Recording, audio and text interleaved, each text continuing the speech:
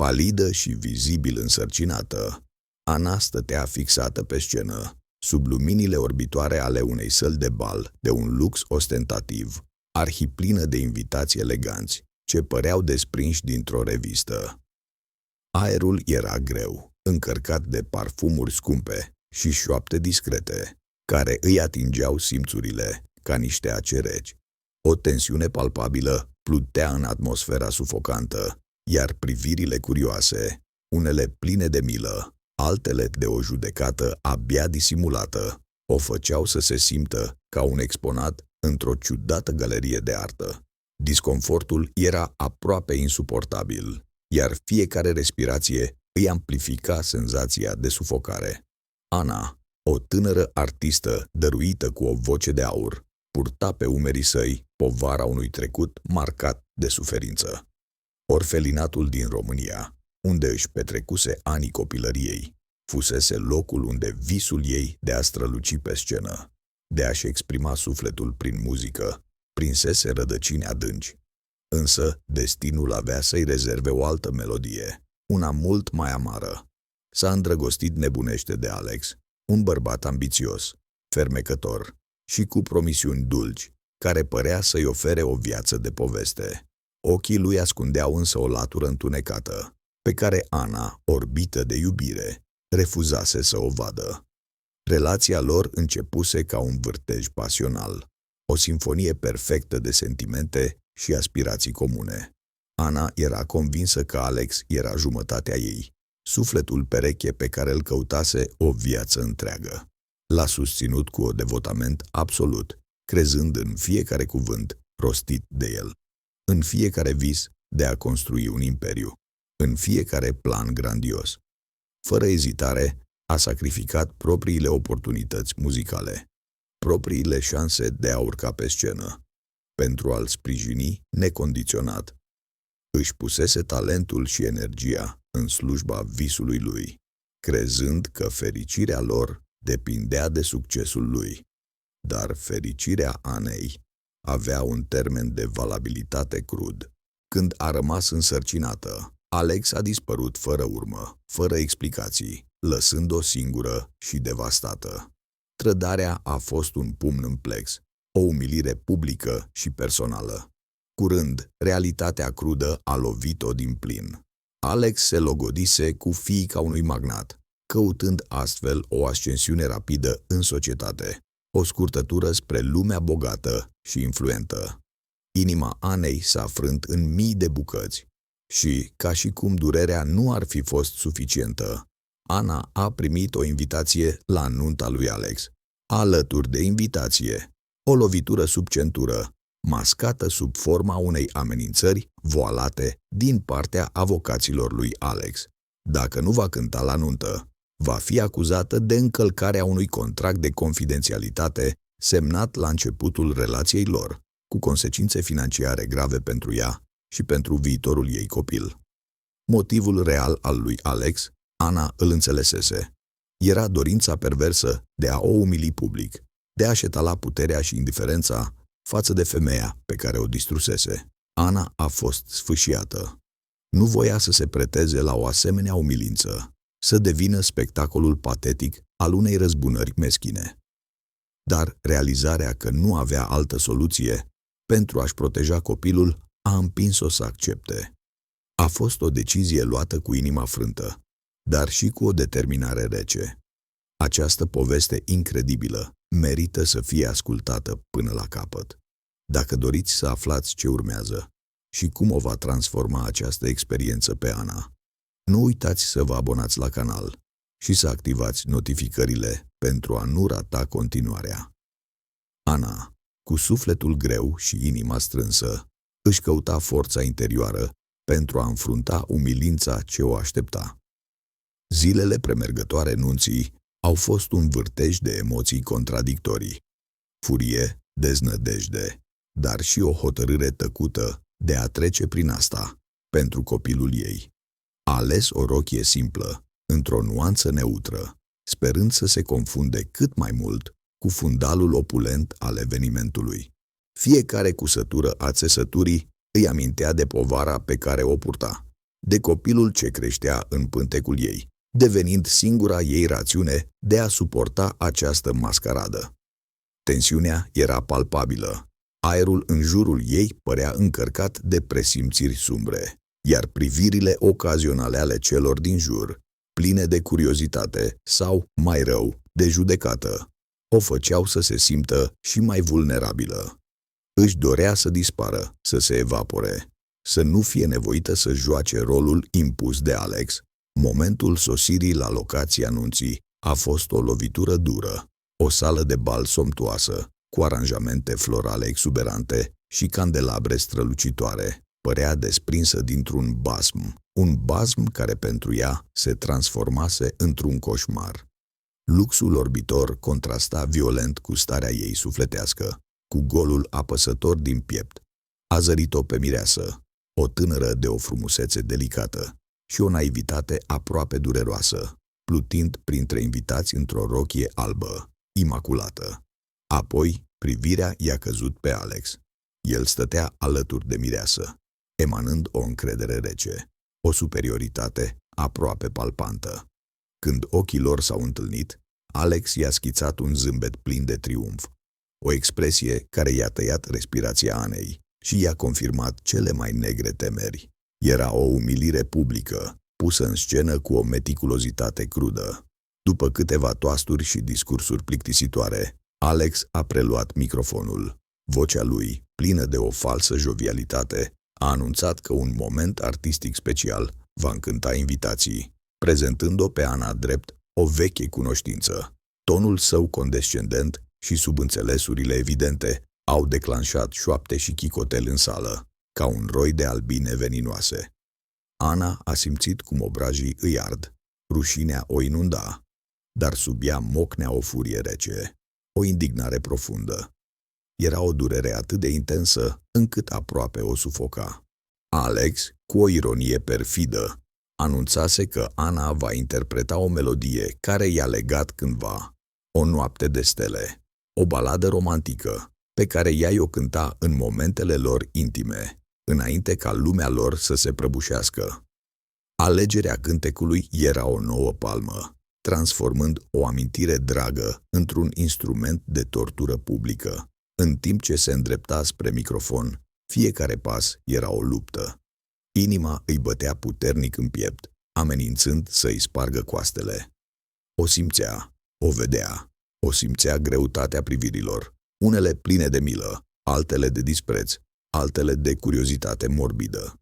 Un val de tristețe copleșitoare o cuprinse, dar, paradoxal, odată cu tristețea, o forță neașteptată începu să se ivească din adâncul ființei sale. Nu putea lăsa această umilință să o definească. Nu avea voie să permită ca Alex să-i fure nu doar fericirea, ci și demnitatea. În acel moment, pe măsură ce ajungea la microfon, Ana a luat o decizie. Nu va cânta pentru Alex, nu pentru a-l satisface, nu ca o victimă. Va cânta pentru ea, pentru copilul ei nenăscut, pentru toate femeile care au fost vreodată umilite. Își va folosi vocea nu ca pe un instrument de umilință, ci ca pe un strigăt al sufletului ei rănit, pentru a-și găsi propria putere interioară. Această durere, această suferință, va fi transformată într-un cântec, un cântec al rezistenței. Ana a respirat adânc, încercând să-și stăpânească zvâcnirile inimii. Degetele ei, subțiri și tremurânde, au atins microfonul rece. A închis ochii pentru o secundă, adunându-și toată forța rămasă. Primele note au ieșit tremurătoare, aproape un șoptit, ca o rugăciune mută. Era o noapte de stele, melodia lor, acum transformată într-o armă împotriva ei. Durerea era evidentă în fiecare inflexiune, o rană deschisă expusă lumii întregi. Dar chiar și așa, vocea ei, deși plină de suferință, era pură, nealterată, o oglindă fidelă a sufletului ei de artistă. Încet, pe măsură ce versurile curgeau, Ana a început să se adune. Durerea nu a dispărut, dar parcă s-a transformat, căpătând o altă nuanță, o forță. La început, publicul era distrat. Șoapte discrete, Zâmbete condescendente, priviri curioase, dar neimplicate. Unii își verificau telefoanele, alții bârfeau în surdină despre eleganța rochiei miresei. Niciunul nu se aștepta la ce avea să urmeze.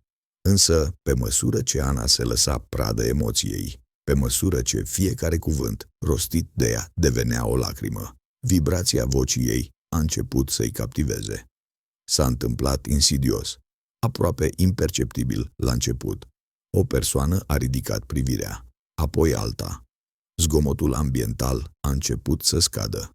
Șoaptele s-au stins, telefoanele au fost puse deoparte.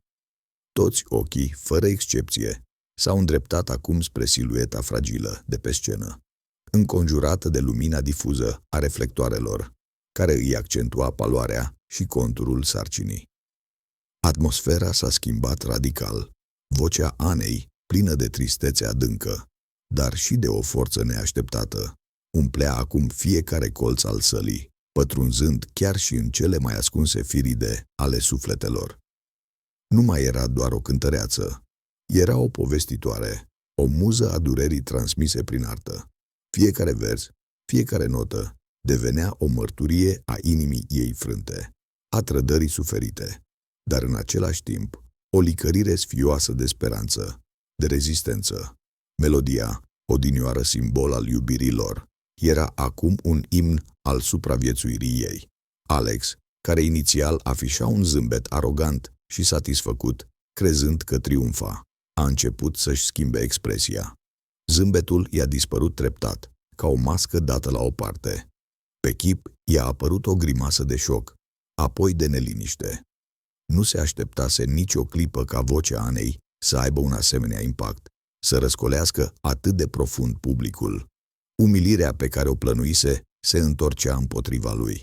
Începea să se simtă jenat, chiar speriat, sub privirile din ce în ce mai critice și mai pătrunzătoare ale invitaților, care acum o priveau pe Ana cu o simpatie evidentă. Lângă el, mireasa, o tânără frumoasă și inițial naivă, a perceput subtilitățile emoționale ale cântecului cu o acuitate crescândă. A observat schimbarea de pe chipul lui Alex, rigiditatea umerilor săi, privirea lui care evita contactul vizual. A înțeles dintr-o dată că povestea dintre ei era mult mai profundă și mai dureroasă decât îi fusese prezentată. Ochii ei s-au umplut de confuzie, apoi de o umbră de îndoială, pe măsură ce fiecare vers al Anei, plin de sensuri ascunse și durere evocatoare, îi dezvăluia o realitate tulburătoare. Cântecul a ajuns la un punct culminant. Ana plângea deschis, dar continua să cânte, fiecare notă fiind un ecou puternic al suferinței ei. Lacrimile îi șiroiau pe obraj, conturând pe pielea palidă un traseu de durere, dar printre ele se vedea o scânteie de rezistență, o promisiune tăcută de supraviețuire. Era un plâns care nu cerea milă, ci transmitea o forță incredibilă. Când ultima notă s-a stins în sală, s-a lăsat o liniște profundă, apăsătoare, aproape asurzitoare. Era o tăcere diferită de cea de la început, una plină de reverență, de emoție colectivă. Nimeni nu a îndrăznit să respire. Liniștea a fost ruptă doar de suspinele Anei și, posibil, de cele ale unora dintre invitați, profund mișcați de interpretarea ei copleșitoare. După o scurtă pauză de uimire colectivă, ca un val care se sparge de stâncă, sala a explodat într-un potop de aplauze. Erau aplauze furtunoase, nu de politețe, ci de o sinceritate brutală, un răspuns visceral la autenticitatea durerii și a forței pe care Ana le-a transmis. Oamenii se ridicau în picioare, pe rând, mișcați până la lacrimi de intensitatea interpretării ei. Bărbați și femei deopotrivă ștergeau discreți lacrimi, în timp ce unii, sub imperiul emoției, îi aruncau flori pe scenă. Gesturi spontane de admirație și compasiune. Privirile lor nu mai erau de judecată sau curiozitate, ci de o profundă înțelegere și respect. Umilința pe care Alex o plănuise meticulos s-a transformat, într-un mod spectaculos, și dureros pentru el, într-un eșec răsunător. El voia să o distrugă, să o anihileze public, dar a reușit doar să o propulseze, să o ajute să strălucească mai puternic decât oricând. Lumina reflectoarelor, pe care o destinase umbrei ei, a devenit un piedestal. Toți, absolut toți cei prezenți, au simțit asta. Mireasa, acum cu ochii roșii și plin de indignare, s-a ridicat brusc de pe scaun. Nu mai era tânăra naivă și inocentă de la începutul serii. În locul ei stătea o femeie rănită, trădată, a cărei lume tocmai se prăbușise sub acordurile unei melodii. A făcut câțiva pași nesiguri spre Alex, fața ei contorsionată de furie și dezamăgire. "Alex!" a strigat ea. Vocea îi tremura, dar avea o putere neașteptată. Cine este ea? Cine e această femeie? Și ce înseamnă tot ce am auzit? O întrebare simplă, rostită în fața a sute de invitați. O întrebare care a tăiat atmosfera densă ca un cuțit. Îl privea fix, cu o privire care cerea adevărul, un adevăr pe care îl bănuia deja. Sub presiunea publicului șușotitor și a privirii arzătoare a viitoarei sale soții, Alex a fost forțat să răspundă. A încercat să-și dreagă vocea, să găsească o scuză, o minciună credibilă, dar cuvintele îi se împotmoleau în gât. Este doar o veche cunoștință, a bolborosit el, eșuând lamentabil. Mireasa a izbucnit în plâns, dar un plâns de furie, nu de milă.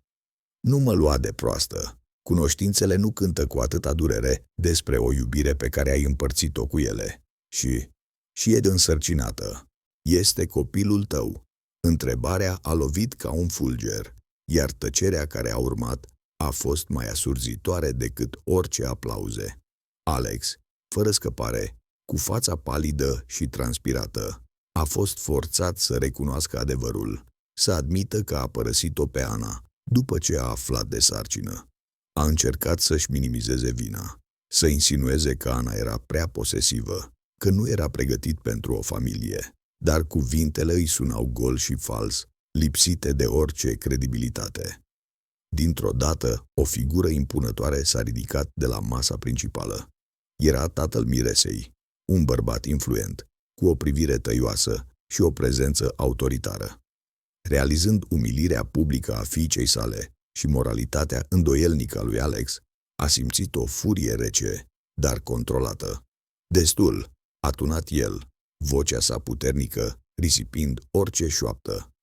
"Această nuntă este anulată. Fiica mea nu se va căsători cu un om care a părăsit o femeie însărcinată și care a mințit în halul acesta." Greutatea cuvintelor sale a căzut peste sală ca o sentință. Nu a fost loc de discuții, de negocieri. Decizia era finală. Alex era devastat. Nu doar că nunta a fost anulată, dar și reputația sa era distrusă iremediabil. Cuvintele socrului său au fost o condamnare nu doar a căsătoriei, ci și a viitorului său. Pierdea sprijinul financiar și influența tatălui Miresei, sprijin care era esențial pentru afacerile sale ambițioase. Visul lui de ascensiune socială și financiară, construit pe minciuni și trădare, se prăbușea în jurul său, ca un castel de nisip lovit de val. Ana, în tot acest tumult, stătea pe scenă. Nu era triumfantă, ci obosită, însă cu o demnitate nou descoperită. O senzație acută de eliberare, de descătușare de sub o povară grea, a cuprins-o. Nu căuta răzbunare, nu se bucura de anihilarea lui Alex. Tot ce simțea era o dorință profundă de liniște și de a-și proteja copilul. A coborât încet de pe scenă, privirile tuturor urmărind-o, multe dintre ele pline de admirație mută. A ieșit din sală, lăsând în urmă haosul pe care prezența și vocea ei le dezlănțuiseră. După acel eveniment, care a zguduit conștiințele și a spulberat pretențiile de perfecțiune ale nunții lui Alex, Ana a revenit la viața ei. Dar nimic nu mai era la fel. Performanța ei copleșitoare, plină de emoție brută și vulnerabilitate, a trecut rapid de la șoapte discrete la un fenomen viral. Un invitat a filmat discret momentul, iar clipul a ajuns pe internet, răspândindu-se cu o viteză uimitoare. Mii, apoi milioane de oameni au vizionat-o, împărtășind povestea Anei și a curajului ei de a-și exprima suferința. Mesajele de susținere și admirație au început să curgă neîncetat. Oamenii îi lăudau nu doar vocea, ci și forța interioară. Recunoaștere pentru curajul ei de a-și expune inima frântă în fața unei lumi indiferente. Această recunoaștere nu era o chestiune de faimă superficială, ci o validare profundă a experienței ei. O demonstrație că durerea ei nu era singulară, ci rezonase cu nenumărate suflete. Dincolo de avalanșa de mesaje, povestea Anei a atras și atenția unor figuri influente din industria muzicală. Printre invitații de la nuntă se număra un impresar important, domnul Andrei Popescu, cunoscut pentru talentul său de a descoperi și lansa noi voci. A fost profund impresionat de vocea Anei și de povestea ei, considerând-o nu doar un talent pur, ci și o poveste autentică, capabilă să captiveze publicul. A contactat-o pe Ana la scurt timp după eveniment, oferindu-i un contract important. Era șansa de a-și împlini visul de a deveni o artistă consacrată, o oportunitate pe care nu și-ar fi imaginat-o niciodată în cele mai întunecate momente ale sale. Această propunere a venit ca o rază de lumină, o confirmare că suferința ei putea fi transmutată în artă și succes. Ana a acceptat oferta, dar cu o condiție esențială. Nu dorea doar faimă. Vroia să-și folosească platforma pentru a inspira și a ajuta alte femei aflate în situații similare. Visul ei nu era să devină o vedetă inaccesibilă, ci o voce pentru cei care nu aveau curajul sau posibilitatea de a se exprima. Voia ca muzica ei să fie un refugiu, o sursă de putere și inspirație pentru toate acele suflete rănite. Era o dorință profundă de a transforma tragedia personală într-un mesaj universal de speranță și reziliență. Astfel, Ana a început o nouă viață și a dedicat timpul carierei muzicale, învățând să-și moduleze și mai bine vocea, să compună piese care să-i exprime emoțiile cu și mai multă forță. În paralel, se pregătea intens pentru a deveni mamă, citind cărți, participând la cursuri, pregătind cuibul pentru noua sa iubire. Era înconjurată acum de oameni care o prețuiau cu adevărat, de o echipă de profesioniști care credeau în talentul ei și de prieteni care o susțineau necondiționat. Își găsea puterea nu doar în propriul talent, ci și în dragostea pură și necondiționată pentru copilul ei. O dragoste care eclipsa orice durere din trecut. Pe de altă parte, Alex se confrunta cu ruina totală. Afacerile îi mergeau prost. Contractele fuseseră anulate. Partenerii de afaceri se distanțaseră, iar influența socrului său, care fusese coloana vertebrală a succesului său, dispăruse complet. Era singur, disprețuit de cei care îl admiraseră cândva pentru averea și conexiunile lui. Realiza greșelile pe care le făcuse, aroganța cu care o tratase pe Ana, lipsa de empatie, dar era prea târziu. Podurile fuseseră arse iremediabil, iar consecințele acțiunilor sale erau ireversibile. De la milionar ambițios, se transformase într-un paria, un exemplu de destin pecetluit de propria răutate. Într-o zi senină, plină de speranță și de emoție, Ana a adus pe lume un copil sănătos. Momentul a fost plin de bucurie pură, o transcendență a tuturor suferințelor anterioare. Privind la chipul angelic al noului născut, Ana a simțit o conexiune profundă cu viitorul, o promisiune a unei vieți noi, pline de sens. Copilul era un nou început, dovada vie că, indiferent de umbrele trecutului, lumina poate renaște întotdeauna. Era cea mai frumoasă melodie, cea mai profundă iubire, o simfonie a speranței. Ana a devenit o cântăreață de succes, o forță a naturii pe scena muzicală globală. Fiecare notă pe care o cânta purta cu ea ecoul suferinței transformate în artă. Iar publicul simțea asta. Cântecele ei, inspirate de propria sa poveste de viață, de trădările și renașterile prin care trecuse, rezonau profund cu milioane de oameni din toate colțurile lumii. Albumele ei se vindeau în milioane de exemplare. Concertele erau sold out în cele mai prestigioase săli, iar numele ei era pe buzele tuturor, sinonim cu rezistența și triumful. Nu era doar o artistă, era o sursă de inspirație și speranță pentru nenumărați oameni care se simțeau pierduți, trădați sau umiliți. Prin muzica ei, Ana transmitea un mesaj puternic, o mantră a supraviețuirii și a demnității. Nu trebuie să lași niciodată pe nimeni să te definească prin suferință. Fiecare obstacol, oricât de insurmontabil ar părea, poate fi transformat într-o oportunitate de creștere, de descoperire a propriei forțe interioare și de a-ți găsi, în cele din urmă, propria voce, autentică și puternică. Vocea ei nu era doar un instrument melodic, era un far, ghidând sufletele rănite spre vindecare.